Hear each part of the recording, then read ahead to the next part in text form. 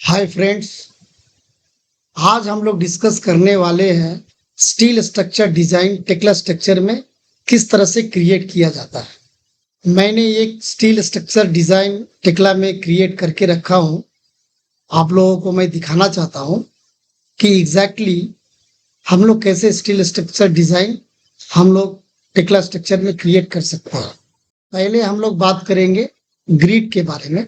ये आप देख पा रहे हैं एक डायरेक्शन में जो ग्रिड मेरा है ABCD, और वाई डायरेक्शन में जो है 1 से लेके 10 तक मेजर में किया। अगर मैं चेक करता हूं तो 5 मीटर है। तो हम लोग बात करेंगे कि फर्स्ट ग्रिड के बारे में, ग्रिड कैसे क्रिएट किया जाता है। दूसरा जो है, हम लोग कॉलम कैसे क्रिएट कर सकते हैं और बेस प्लेट कैसे क्रिएट कर सकते हैं। ये मेन कॉलम है, ये इंटरमीडिएट कॉलम है। इंटरमीडिएट के कॉलम के साथ आप टॉप में देखेंगे एक प्लेट को कनेक्शन किया गया है राफ्टर के साथ। फिर उसके बाद आप रूफ के बारे में अगर देखेंगे, रूफ में हम लोगों ने पर्लिन यूज किए हैं और ब्रेसिंग को इस्तेमाल किया गया है।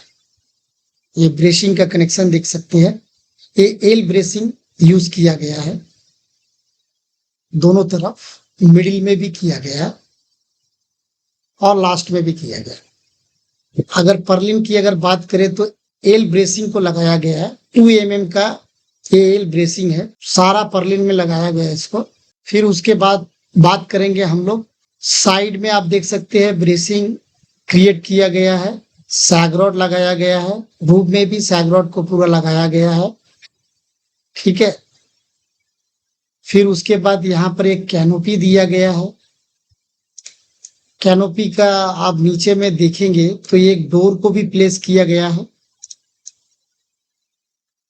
ये डोर हेडर है, इसको डोर हेडर बोलते हैं और इसको हम लोग बोलते हैं डोर जाम।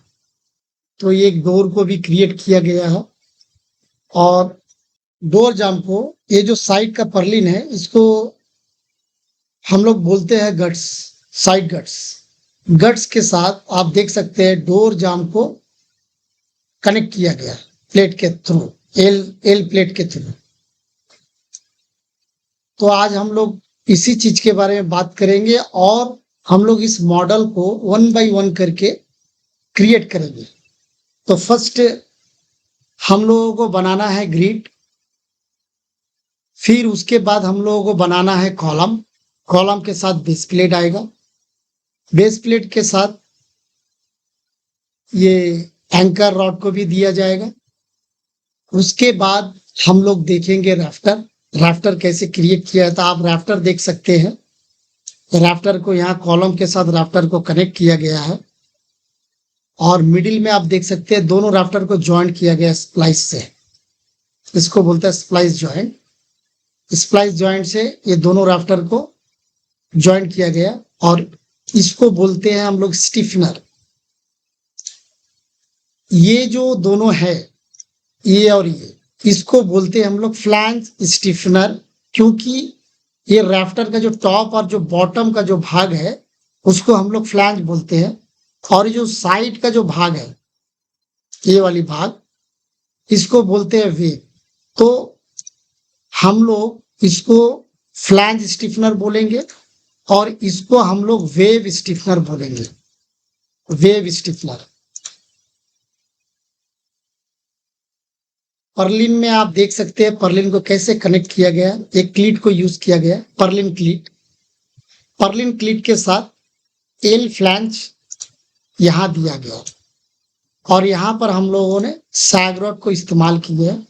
ईच वे हम लोगों ने 2 लाइन का सैगरॉड इस्तेमाल किए हैं। सेंटर ऑफ द रीच अगर आप देखेंगे तो एक सैगरॉड यहां पर है और एक सैगरॉड यहां पर है, 2 सैगरॉड। फिर उसके बाद बात आती है क्रेन की। क्रेन, इसमें क्रेन रन करेगा, तो क्रेन बीम जो है आप देख सकते हैं क्रेन बीम। ये क्रेन बीम का लास्ट में अगर देखेंगे एक सी चैनल को ऐड किया गया, इसको बोलता है स्टॉपर। ट्रेन यहाँ पर आके रुक जाएगा, आगे नहीं बढ़ता।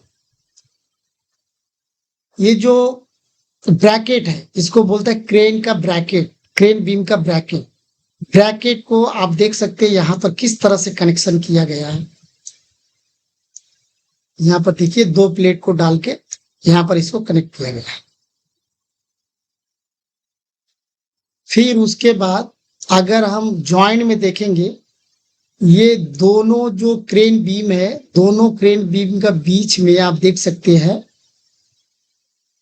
प्लेट देके दोनों बीम को ज्वाइंट किया गया, क्रेन बीम को। अगर मैं उस तरफ से अगर देखूं तो इधर भी देख सकते हैं, इधर भी दिया गया एक प्लेट। और क्रेन बीम का जो ब्रैकेट है वहां पर समझते हैं, वहां पर आप देखेंगे तो यहाँ पर 2 बोल्ट दिया गया है जो ब्रैकेट के साथ क्रेन बीम को बोल्टिंग होगा।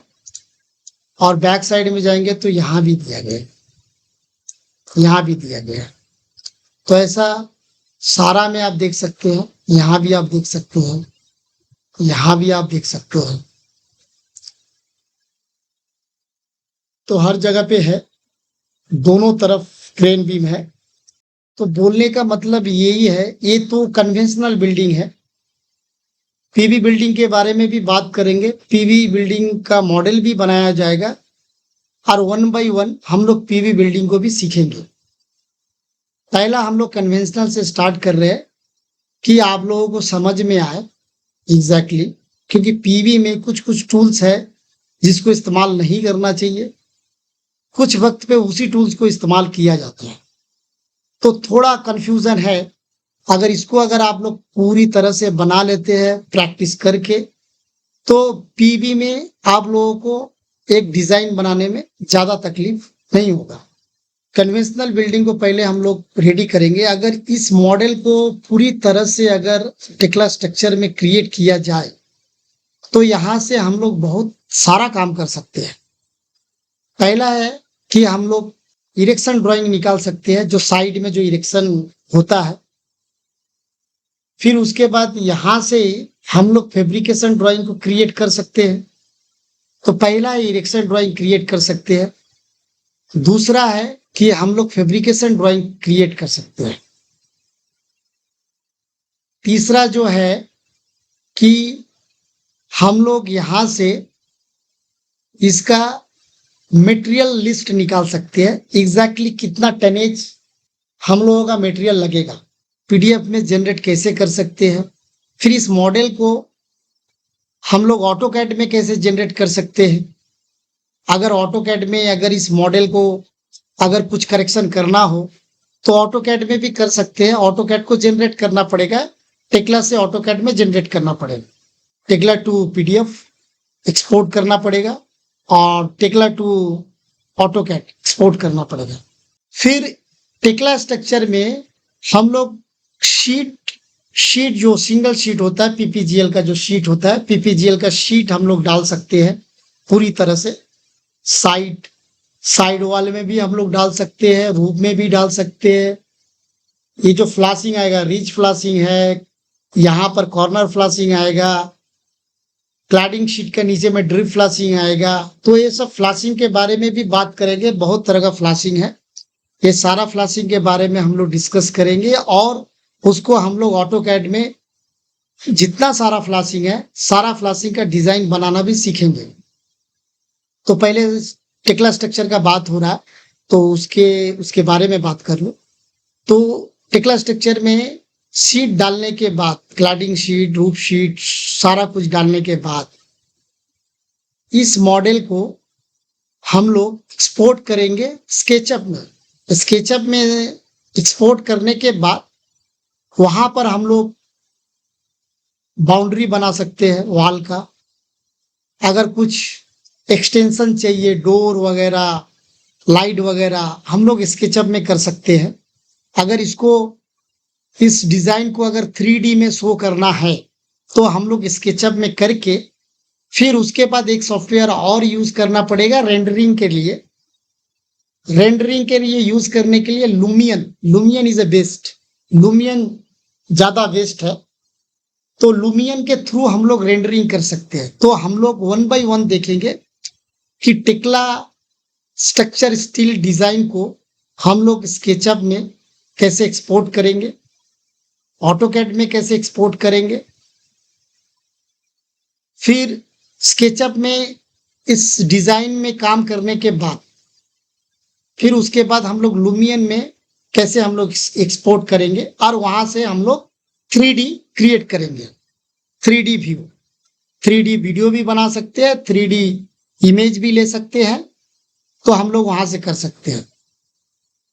तो अगर टेक्ला स्ट्रक्चर डिजाइन अगर सीख लेते हैं तो आपका स्टील इंजीनियरिंग का जो भी काम है आप बहुत ही आराम से कर सकते हैं, समझ सकते हैं।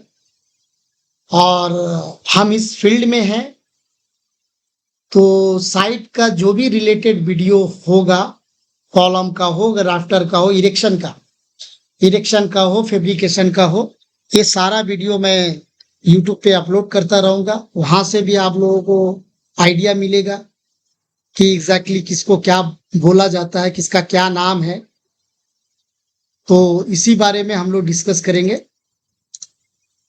तो आज हम यही बताना चाह रहे थे कि यहाँ से कैसे हम लोग कर सकते हैं, एक डिजाइन को कैसे क्रिएट कर सकते हैं। हम लोग पहले टेक्ला में स्टील स्ट्रक्चर डिजाइन को पहले बनाएंगे, उसके बाद जरूरत पड़ेगा तो ऑटोकैड में इसको एक्सपोर्ट करेंगे। अगर करेक्शन करना है तो अगर थोड़ा बहुत करेक्शन करना है तो ऑटोकैड में हम लोग करेक्शन कर सकते हैं। फिर स्केचअप में हम इसको बाउंड्री वॉल, ट्री वगैरह और भी बहुत सारे चीज है स्केचअप में, आप लोगों को पता ही होगा। वहां पर हम लोग कुछ एक्सटेंशन ऐड करेंगे जो कि टेक्ला में अवेलेबल नहीं है। तो वहां से एक्सटेंशन करने के बाद फिर रेंडरिंग करना पड़ता है।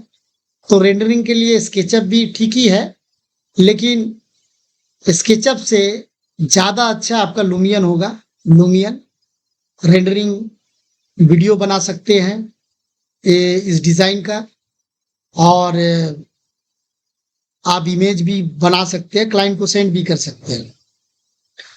फिर हम लोग वन बाय वन सीखेंगे कि ऑटोकैड में हम लोग इरेक्शन ड्राइंग कैसे बनाएंगे, ऑटोकैड में हम लोग फैब्रिकेशन ड्राइंग कैसे बनाएंगे।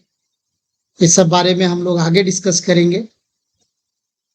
तो हम लोग अभी स्टार्ट करने वाले हैं। इस मॉडल को हम लोग वन बाय वन कैसे बनाएं। पहला ग्रिड कॉलम, उसके बाद राफ्टर, उसके बाद ब्रेसिंग, उसके बाद क्रेन बीम, पर्लिन, कैनोपी। अगर मैं कैनोपी दिखाऊं तो आप देख सकते हैं कैनोपी में आप देख सकते हैं हम लोग बेंड सैग्रोड यूज किए हैं। फिर ये डोर हेडर कैसे यूज किए हम लोग, तो वन बाय हम लोग सीखेंगे। तो चलिए हम लोग स्टार्ट करते हैं। नेक्स्ट वीडियो में हम लोग देखेंगे इस मॉडल का ग्रिड हम लोग कैसे क्रिएट कर सकते हैं। Thank you for watching this video. अगर आप लोग ज्यादा पसंद कर रहे हैं तो प्लीज सब्सक्राइब कीजिए और लाइक कीजिए, ताकि मैं आगे और सारा वीडियो आप लोगों को सेंड कर सकूं और आप लोगों को नॉलेज के लिए ज्यादा वीडियो सेंड कर सकूं कि आप लोगों को अच्छी तरह से समझ में आए।